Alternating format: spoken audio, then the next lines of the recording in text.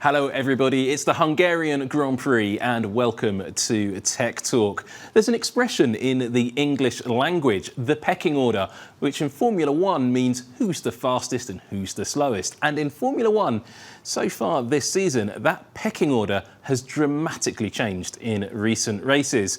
And a number of the cars have dramatically changed too, and that is the reason why that pecking order is all a bit different. The season started with Red Bull being absolutely dominant with that beautiful RB20 design.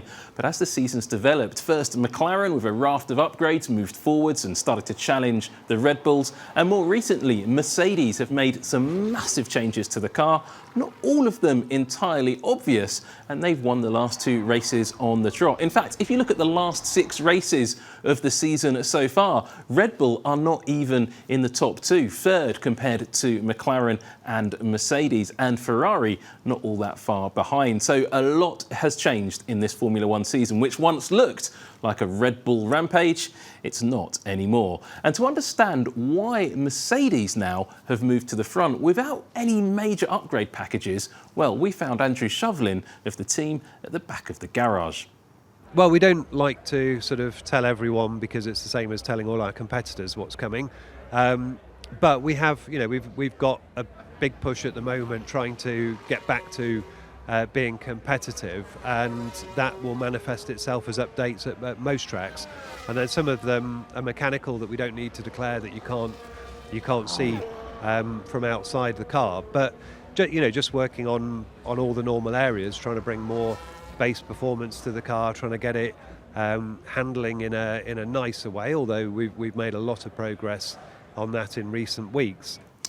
Well, fascinating, if a little bit of cryptic stuff there from Shov, and I think he deliberately was trying to get away from explaining exactly what Mercedes have changed about the car. Now, one of the reasons for this is whenever an F1 team changes the aerodynamic surfaces of the car, they have to declare it to the FIA, and the FIA, being wonderful people, declare it to all of us in the media and the public, and then we get to put it on a big screen and analyse all the new bits and draw yellow lines all over it. And the teams absolutely hate it, we absolutely love it. But if the change to the car isn't a visible change, it's a mechanical change, say to the suspension system, well, they don't have to declare that. And a few people have noticed a little interesting part on the Mercedes that's appeared in recent races. Have a look here in the garage, a couple of races back on George Russell's car. You'll notice this big hump on the bodywork just underneath the driver. This big bulge is a bit of a mystery. Now, the team initially said it was for the driver cooling duct, and each car is allowed a driver cooling duct in that location. And in case you're wondering what this bit on top of the bump is that's got that black hemisphere on it, well, that's the 360-degree camera that's fitted to all F1 cars. And if you want to know a bit more about the onboard cameras, head over to F1TV, and there's a Tech Talk dedicated exactly to that subject. But we're talking about this hump here, which you can see very clearly on Russell's car. What's its purpose? Is it for driver cooling? Potentially. There is a little slot on the front of it that could be opened up to allow air to flow into the driver's cockpit and stop them overheating.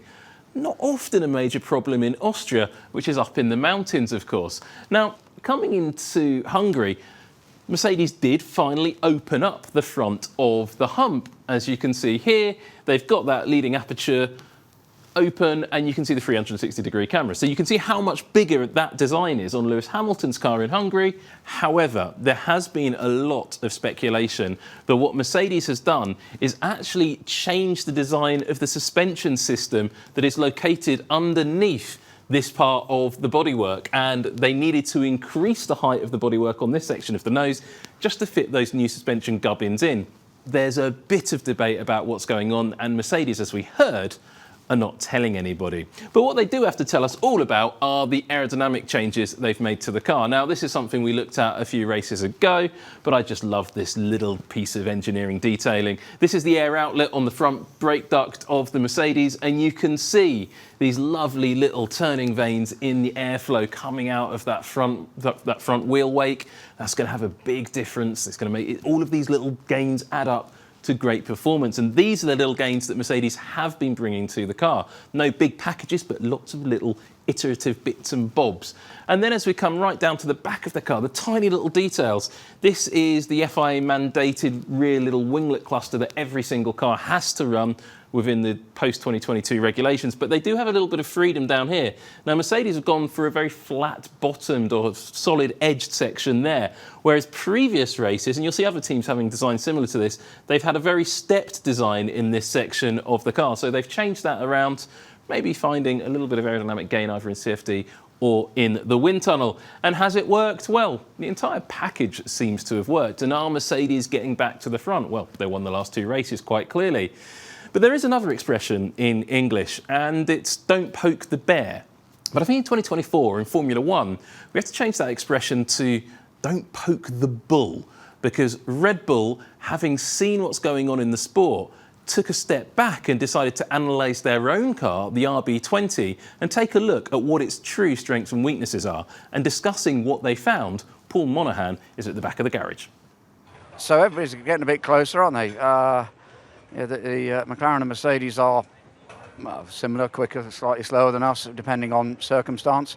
So the strengths of the car are as they were. It's still a well-balanced car, and it achieves a lap time on most types of circuit. And we'll just have to see whether we're a little bit better or not so well off this weekend. Well, that's interesting because Red Bull have been taking a close look at the opposition for some time. At the start of the season and on Sergio Perez's car this weekend, Red Bull had this very distinctive high-sided rear engine cover with air outlets on the top and on the side here. Now, if that all looked a bit familiar and you've been following Formula One for at least a couple of seasons, you'll realise where you first saw that design.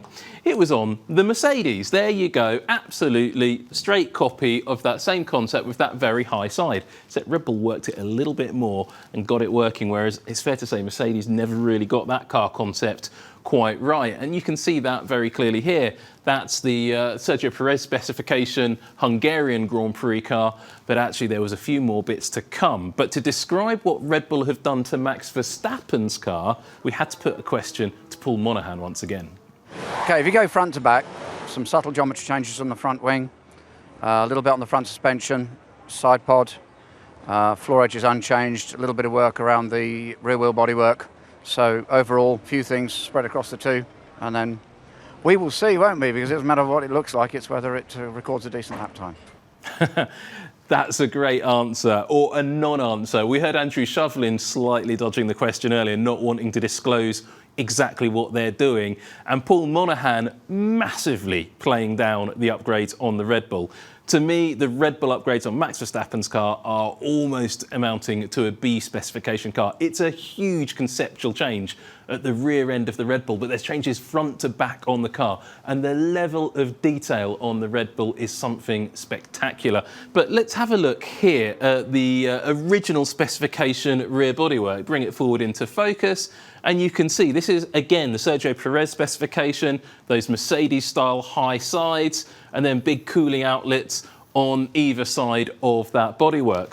Switch over to the Max Verstappen specification. It's like a car from a different era, isn't it? Look at those cooling louvers, those gills. Looks like something like a 2006 Renault or something like that. Absolutely, completely fundamental difference in the shape of the back of the car. This is nothing like the Sergio Perez specification car. It's totally, totally different.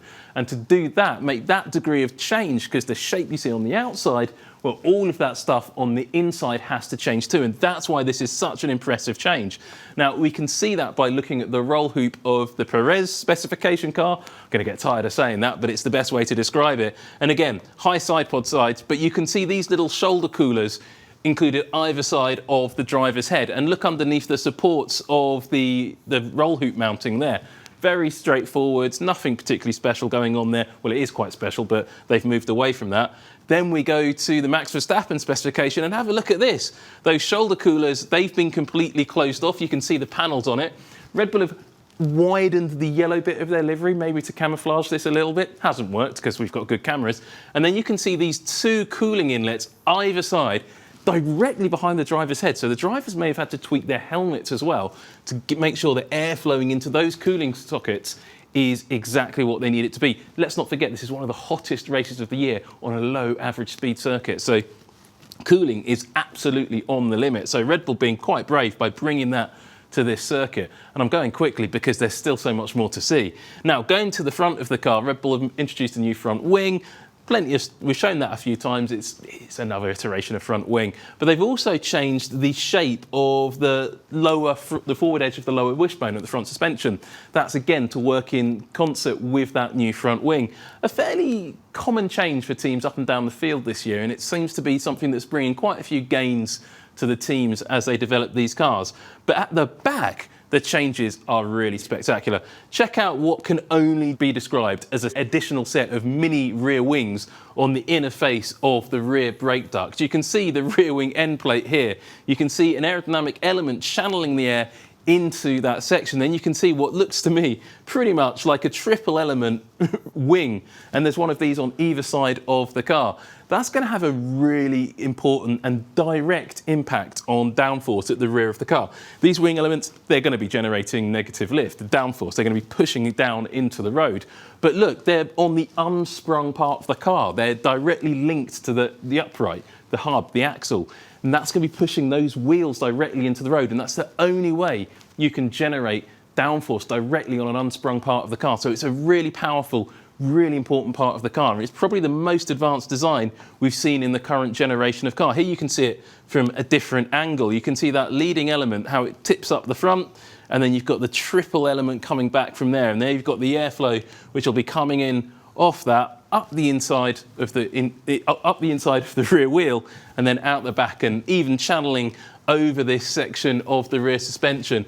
Red Bull going dramatic on this downforce increase. Now, I don't think we're going to see these fitted to the car in, say, Spa or Monza, whereas there you need to reduce drag as much as possible, go quick in a straight line. Hungaroring, lots of corners, a bit like Monaco, a bit like Singapore, a bit like some of the other circuits we go to later in the year. Mexico City, we'll probably see these come back again as well. So maximising the downforce, but yeah, there's going to be a drag penalty to come from it. But look how advanced this is.